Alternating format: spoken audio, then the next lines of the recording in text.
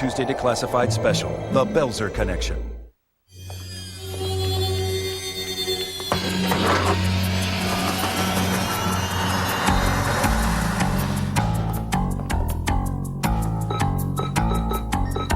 My voice is my password.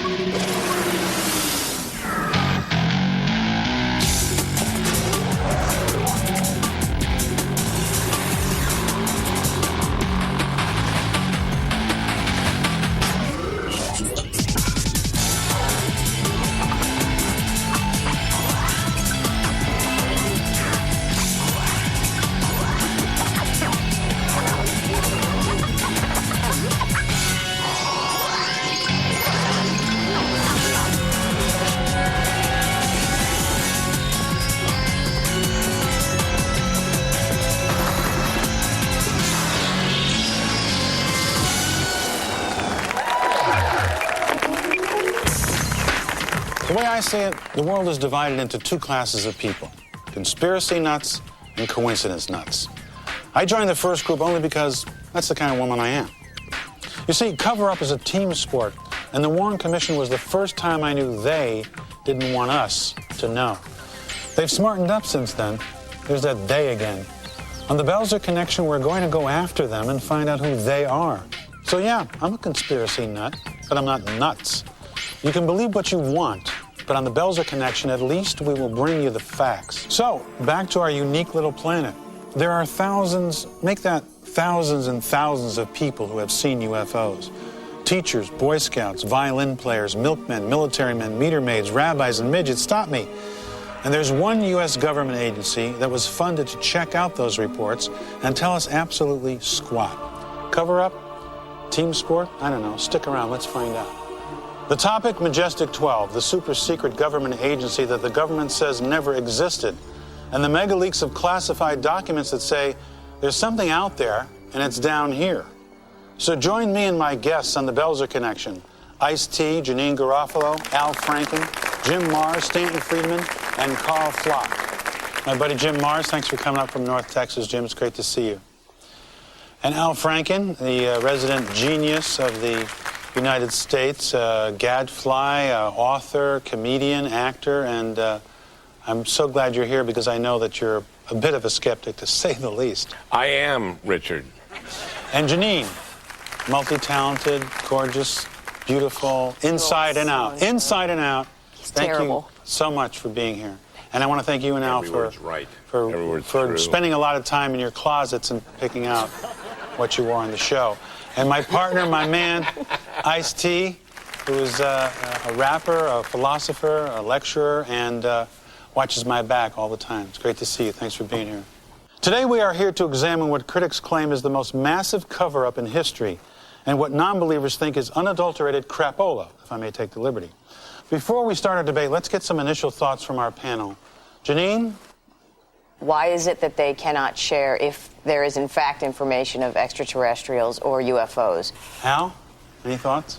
What do we, what did they do? We got Teflon in exchange for keeping this secret. I mean, what is this? I don't buy your stuff. That's why I don't buy conspiracy stuff. I think this is dumb. Well, that's why you're here. That's right. Jim? When you put that in with the whole total package, the historical, the archaeological, the anecdotal stories of flying objects, the great airship mystery of the 1800s and all like that, it fits right into the picture and it shows that we're not alone. Okay. Ice, do you have any thoughts on that? It's sheer tonnage of documents. that proves it. Okay, go ahead. I'm sorry, Ice-T. I mean, I just believe that, due to the fact nobody can tell us how high is up, you got to be kind of narrow-minded to think we're the only thing living in all this space. Mm-hmm. So the fact that they would come here, there's something else going on here, it's got to be some explanations for some of the crazy stuff that's going on out there. So I could believe something's here. What crazy stuff that's going on out there? your career. Yeah. We're not here. That is a conspiracy, by the way. But actually, let me tell you about Hollywood trying to keep the Jew down. It's happened before. And, Hold that thought. That we know. Hold that That's thought. A fact. Hold that and thought. I've got documents. To level the playing field, we wanted to give you a first-hand look at Majestic 12 Ground Zero. So we sent our correspondent, Alex McLeod, to Washington, D.C., Los Angeles, and Roswell, New Mexico. Take a look at this. To help us understand what happened in Roswell in 1947, we went to UFO Magazine's Don Ecker. Something apparently fell out of the sky. Now, what that something was has been the large bone of contention ever since. Initially, the United States Army Air Corps said we captured a flying disc. They said we have the whole enchilada. William H. Blanchard, who was beach commander, called me into his office and told me, want you to put out a press release that we had in our possession a flying saucer. The next day, the commanding general of the 8th Air Force, Roger Ramey, comes forward and he says, no, it was a big mistake. Why would you issue a press release in 1947 saying we have a flying saucer and then go, oops, no, it didn't? He held a press conference down in Fort Worth. He said all it was a weather balloon. Later, his executive officer came forward and stated, we received orders from higher headquarters that this information was to be suppressed and to get the press away from it at all costs. The original MJ-12 documents were to brief the incoming president on the fact that an unidentified flying object, a UFO, crashed in New Mexico, and inside the craft were bodies of extraterrestrials. They were humanoid, but they weren't human beings. Rumor has it that the Air Force was looking for youth-sized caskets. Supposedly. How many caskets? I've heard something like 4 to 6. There are still things that we don't talk about. I can't tell you about.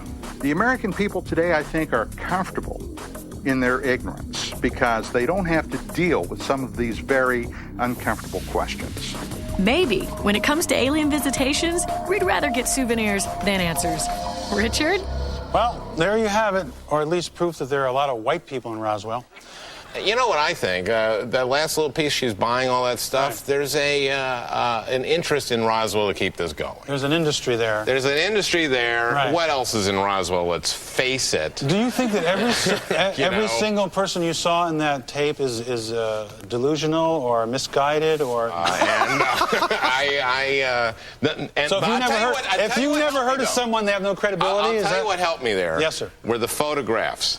I saw of the crashed thing and the aliens. Right. Like that actually was very convincing and really helped make the case. Before we go to commercial, remember we still have time to go to sci-fi.com/Belzer to weigh in. We'll be right back.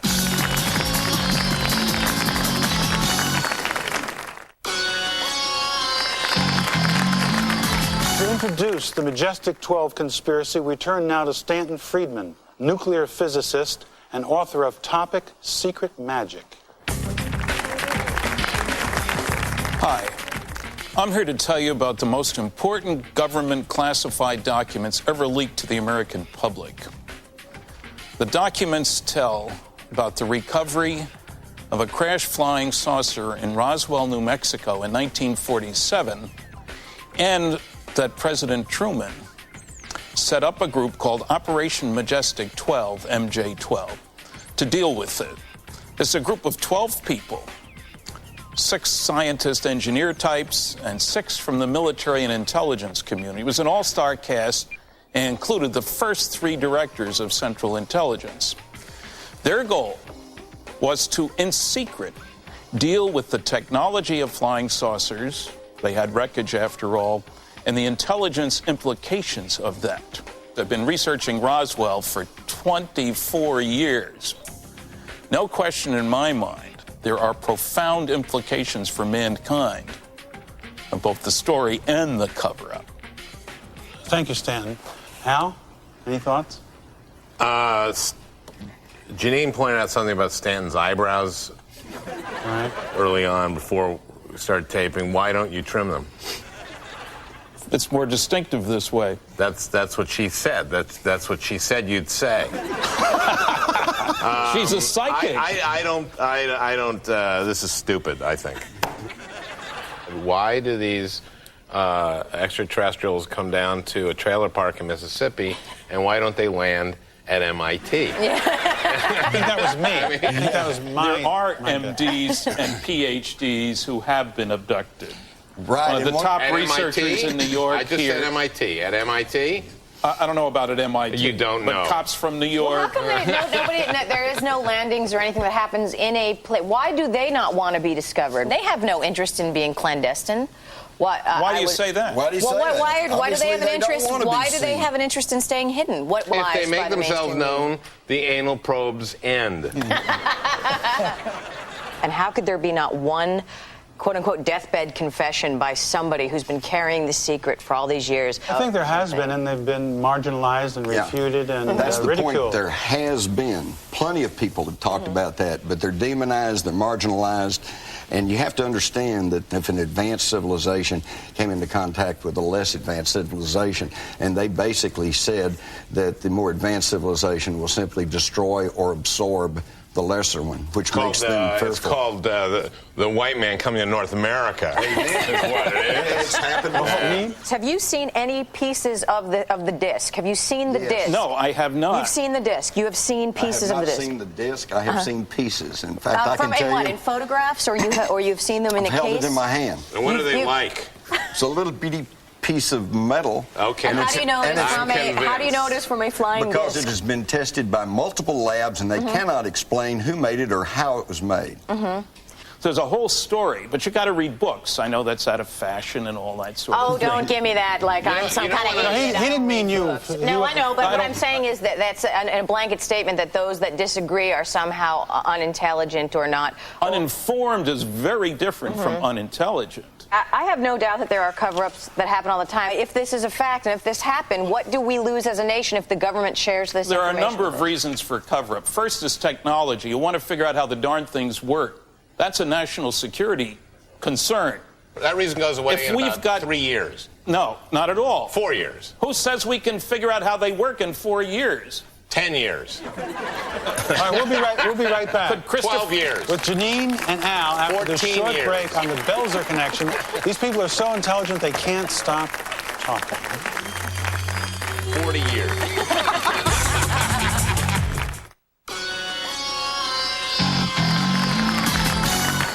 We're back on the Belzer connection, talking about one of the biggest conspiracies of all time on this planet or any other, the Majestic 12 cover-up.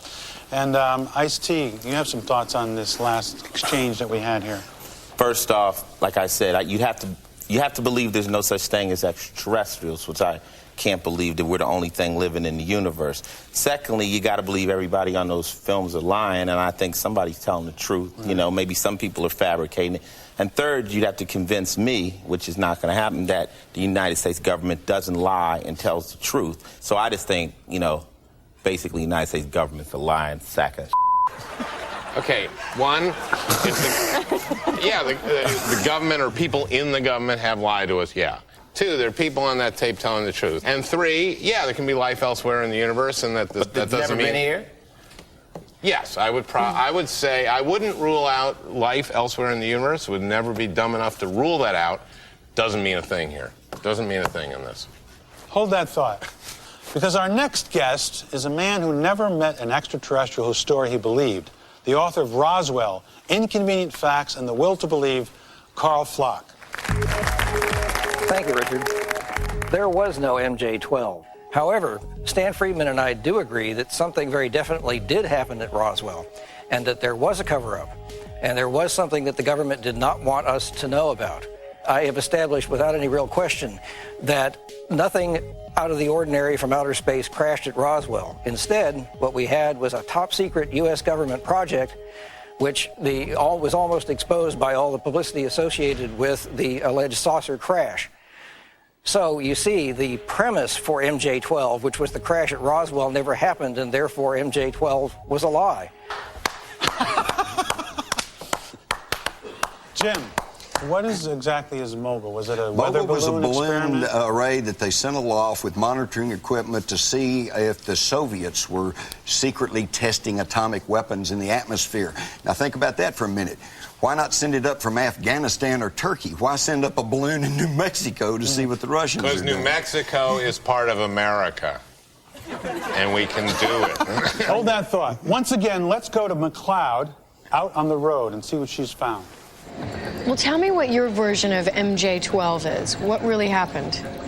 Well, I don't think there really was an MJ-12 group. I think some very imaginative people thought about if there was such a secret group, who would be on it. The MJ-12 documents, I think, were faked by inside people who want to believe this stuff. Some of the original MJ-12 memos, supposedly from 1947, were typed on a 1963 Smith Corona typewriter. Any document examiner, if he was given two different documents and the signatures were this close to each other, he would declare that one of them was a forgery. All the original Majestic 12 members have since died.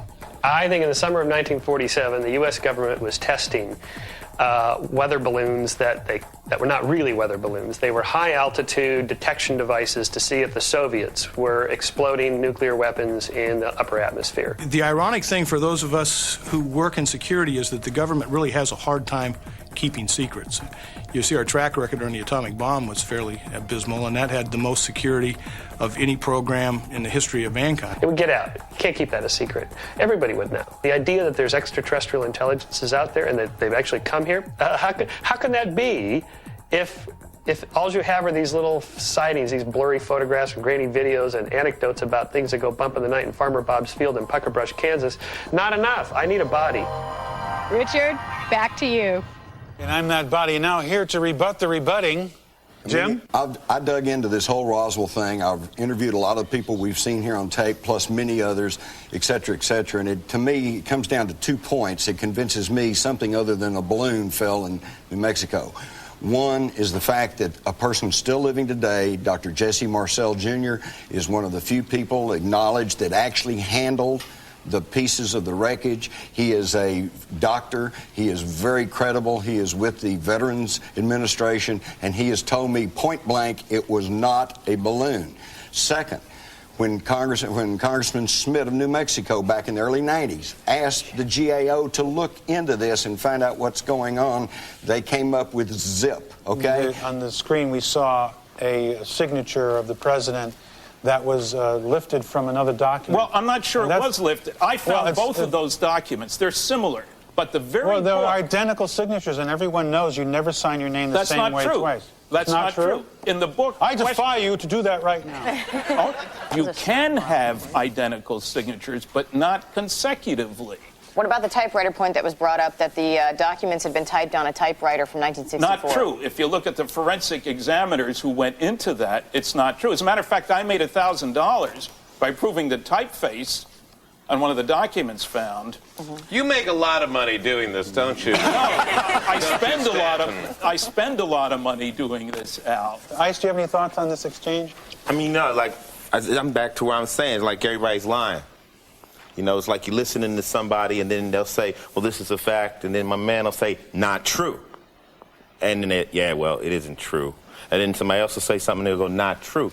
So I'm just like, you know, I can't really... How do you discern what's true and what isn't, is what you're saying, right? Well, me personally, yeah, you can't determine because everybody's got an angle in this, you know what I'm saying? There may have been sightings, there may be extraterrestrial sightings all the time. This Roswell thing, I believe, is a cover-up of something else. Richard, now it all comes back to belief. And it all comes back to your mindset. If you want to believe, then it's true. If you don't want to believe, then it's not true. You got it. That's the way that it is. But just because you read something doesn't make it true. Right. That's what I'm doing is I'm just using my 2 pieces of information. One is that I think there's something out there, and 2, the government lies. That's why I'm here's what I'm interested in. I say the eyebrows have it. I say you got to go with them eyebrows. And don't forget, the Belzer Connection is still collecting votes at sci-fi.com/Belzer, pardon the expression. We'll be right back.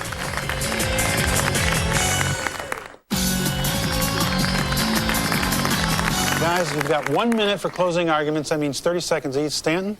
The evidence is overwhelming. Our planet's being visited by intelligently controlled extraterrestrial spacecraft, that the military recovered a crashed flying saucer and dead aliens near Roswell in 1947.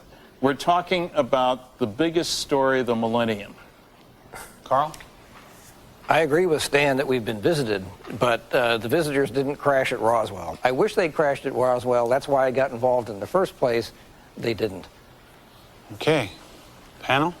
When you put the totality together and you add in the attendant issues like crop circles, cattle mutilations, human abductions, it's obvious to me that something's going on that we're not being told about. There's something happening here, but you don't know what it is, do you?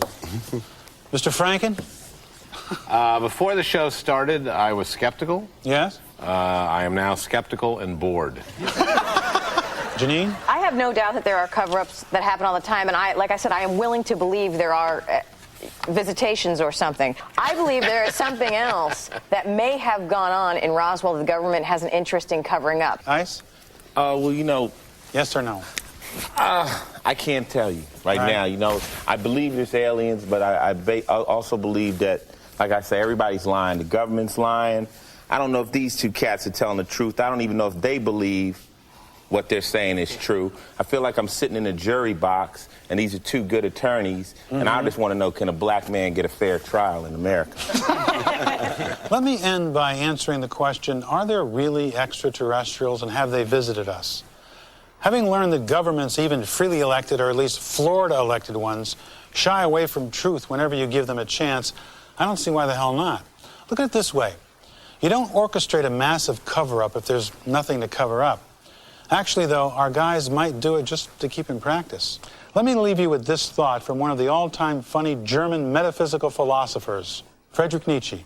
Joyous distrust is a sign of health. Everything absolute belongs to pathology.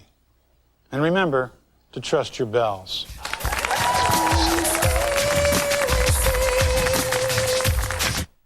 Next on Sci-Fi, Hellswarm. What the hell is this? There's some kind of oversized snake here. I want you to hunt this thing down and kill it. Dean Case. This is like a real-life Jurassic Park. I saw Jurassic Park. Everybody got killed. The Sci-Fi premiere of Boa this Saturday at 9 on Sci-Fi.